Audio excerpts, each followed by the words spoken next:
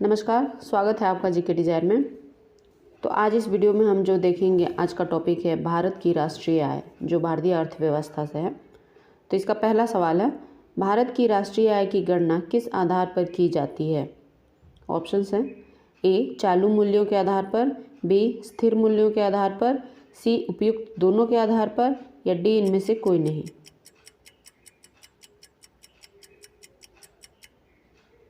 सही जवाब है ऑप्शन सी, उपयुक्त दोनों के आधार पर। वर्तमान में राष्ट्रीय आय समंकों की गणना किस आधार वर्ष पर की जा रही है?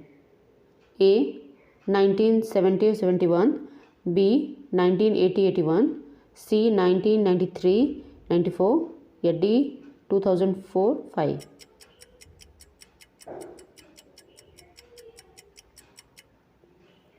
इसका जवाब है ऑप्शन डी 2004 और 5। भारत में राष्ट्रीय आय की सही संगणना में आने वाली एक कठिनाई है। ऑप्शंस हैं ए अमौद्रिक क्षेत्र का अस्तित्व, बी बचत की निम्न दरें, सी अर्ध बेरोजगारी, या डी मुद्रास्फीति।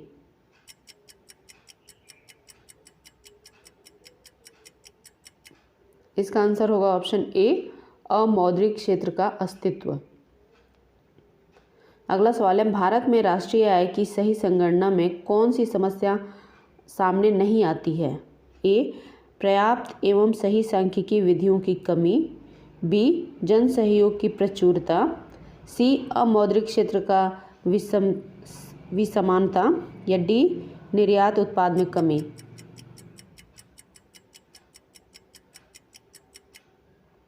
इसका जवाब है ऑप्शन ए पर्याप्त एवं सही सांख्यिकी विधियों की कमी। भारत में राष्ट्रीय आय का आंकलन सबसे पहले किसने किया था? ए दादा भाई नौरोजी ने, बी RCV राव ने, सी VKRV राव ने, या डी DR गॉडगिल ने। सही जवाब है दादा भाई नौरोजी ने, ऑप्शन ए। दादा भाई नौरोजी ने अपने धन का पलायन सिद्धांत का किस पुस्तक में वर्णन किया है? ऑप्शन है nature of British colonial rule, B poverty and un British rule in India, C exploitative nature of British rule in India, या D British rule and its consequences. सही जवाब है option B poverty and un British rule in India. अगला सवाल है कि भारत की राष्ट्रीय आय में सर्वाधिक योगदान किसका है? ए प्राथमिक क्षेत्र, बी द्वितीयक क्षेत्र, सी तृतीयक क्षेत्र, या डी सभी का बराबर।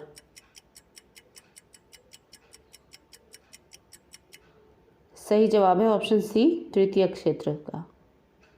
अगला सवाल है, भारत में राष्ट्रीय आय में किस क्षेत्र का योगदान सबसे कम है?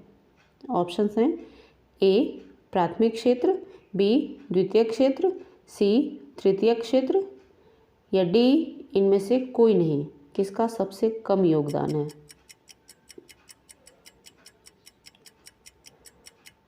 इसका सही जवाब है ऑप्शन ए प्राथमिक क्षेत्र का। आज का अगला सवाल है, भारत की राष्ट्रीय आय की गणना किसके द्वारा की जाती है? ए नीति आयोग, बी वित्त मंत्रालय, सी केंद्रीय सांख्यिकी संगठन, या D reserve bank of India.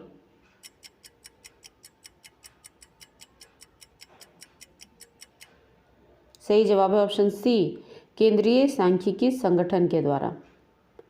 किसी देश की आर्थिक वृद्धि की सर्वाधिक उपयुक्त माप है? ए सकल घरेलू उत्पाद यानी GDP, बी शुद्ध घरेलू उत्पाद यानी NDP, सी शुद्ध राष्ट्रीय उत्पाद यानी NNP, या डी प्रति व्यक्ति उत्पाद।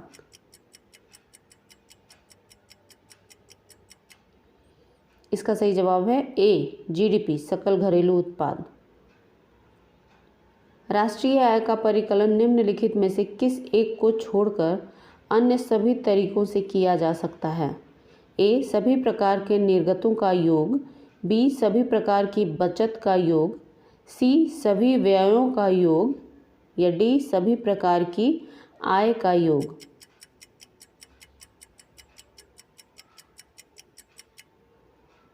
इसका सही जवाब है बी, सभी प्रकार की बचत का योग। अगला सवाल है, निम्न में से राष्ट्रीय आय में शामिल नहीं किया जाता है। ए, मालिक के कब्जे में मकानों का आरोपित किराया। बी, नए पुलों के निर्माण पर किया गया सरकारी व्यय। सी, लॉटरी जीतना। या डी, किसी मकान की बिक्री के लिए एजेंट को दिया गया कमीशन।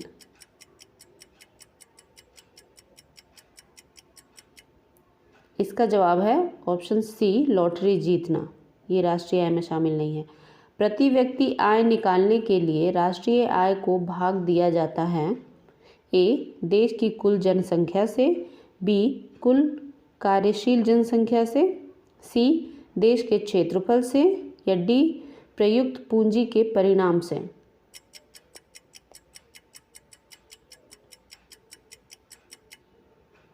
सही जवाब है ऑप्शन ए, देश की कुल जनसंख्या से।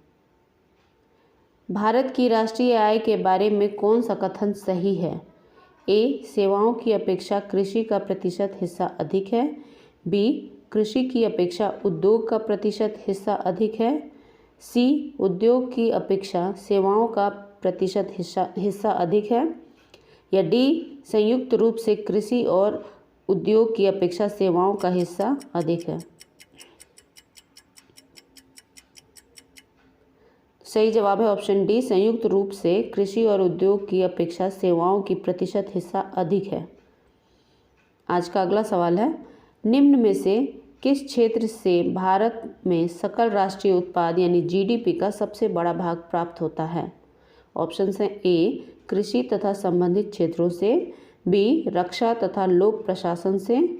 सी, सेवा क्षेत्र से। या डी, निर्माण, बिजली तथा गैस से।